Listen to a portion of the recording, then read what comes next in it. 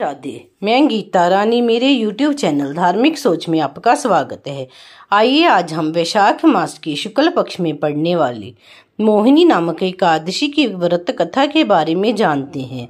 धर्मराज युधिष्ठिर कहने लगे कि हे कृष्ण, वैशाख मास के शुक्ल पक्ष की एकादशी का क्या नाम है तथा उसकी क्या कथा है, इस व्रत की क्या विधि है, ये सब विस्तार पूर्वक बतलाइए। श्री कृष्ण कहने लगे कि हे धर्मराज, मैं आपसे एक कथा कहता हूँ जिसे महर्षि वशिष्ठ ने श्री रामचंद्र जी से कही थी। एक समय श्री राम बोले कि हे गुरुदेव, कोई ऐसा व्रत बतलाइए जिससे समस्त पाप और दुख का नाश हो जाए। मैंने सीता जी के वियोग में बहुत दुख भोगे हैं। महर्षि वशिष्ठ बोले, हे राम, आपने बहुत सुंदर प्रश्न किया है। आपकी बुद्धि अत्यंत शुद्ध तथा पवित्र है। यदि आपका नाम स्मरण करने से मनुष्य पवित्र और शुद्ध हो जाता है तो भी लोकहित के लिए यह प्रश्न अच्छा है। वैशाख मास में जो एकादशी आती है उसका नाम मोहिनी एकादशी है।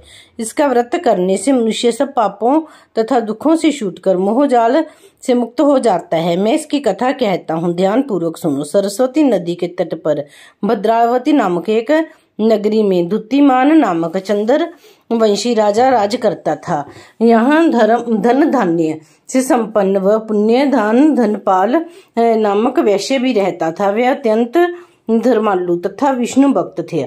उसने नगर में अनेक भोजनालय, प्याऊ, कुएं, सरोवर, धर्मशाला आदि बनवाए थे। सड़कों पर आम, जामुन, नीम आदि के अनेक वृक्ष भी लगवाए थे। उसके 5 पुत्र थे, सुमना, समृद्धि, मेघावी, सुकृति और दृष्ट बुद्धि।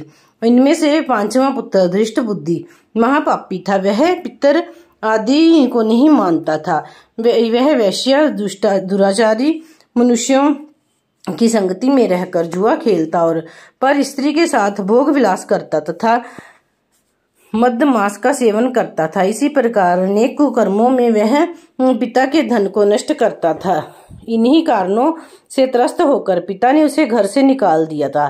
घर से बाहर निकलते ही वह अपने गहने कपड़े बेचकर अपना निर्वाह करने लगा। जब सब कुछ नष्ट हो गया तो वेश्या और दुराचारी साथी ने उसका साथ छोड़ दिया। अब वह भूखा प्यासा दुखी रहने लगा, कोई सहारा ना देख चोरी करना सीख गया। एक बार वह पकड़ा गया तो वैश्य का पुत्र जानकर चेतावनी देकर छोड़ दिया गया, मगर दूसरी बार फिर पकड़ा गया। राज आज्ञा से इसे इस बार कारागार में डाल दिया गया। कारागार में उसे अत्यंत दुख दिए गए। बाद में राजा ने उसे नगरी से निकल जाने को कहा। वह नगरी से निकल वन में चला गया। वहां वन्य पशु पक्षियों को मारकर खाने लगा। कुछ समय पश्चात वह बहेलिया बन गया और धनुष बाण लेकर पशु पक्षियों को मार मार कर खाने लगा। एक दिन भूख प्यास से व्यथित होकर वह खाने की तलाश में घूमता हुआ कौंडिन्य ऋषि के आश्रम में पहुंच गया। उस समय वैशाख मास था और ऋषि गंगा स्नान कर रहे थे। उनके भीगे वस्त्रों के छींटे उस पर पड़ने से उसे कुछ समृद्धि हुई। वह कौंडिन्य मुनि से हाथ जोड़कर कहने लगा कि हे मुनि, मैंने जीवन में बहुत पाप किए हैं। आप इन पापों से छूटने का कोई साधन बिना धन का उपाय बतलाइए। उसके दीन वचन सुनकर मुनि ने प्रसन्न होकर कहा कि तुम वैशाख शुक्ल की मोहिनी नामक एकादशी का व्रत करो, इससे समस्त पाप नष्ट हो जाएंगे। मुनि के वचन सुनकर वह अत्यंत प्रसन्न हुआ। उनके द्वारा बताई गई विधि के अनुसार व्रत किया। हे राम, इस व्रत के प्रभाव से उसके सब पाप नष्ट हो गए और अंत में वह गरुड़ पर बैठकर विष्णु लोक को गया।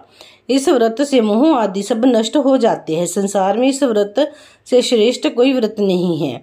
इसके महात्म्य को पढ़ने से अथवा सुनने से 1000 गोदान का फल प्राप्त होता है। बोलो एकादशी महारानी की जय। श्री विष्णु भगवान की जय।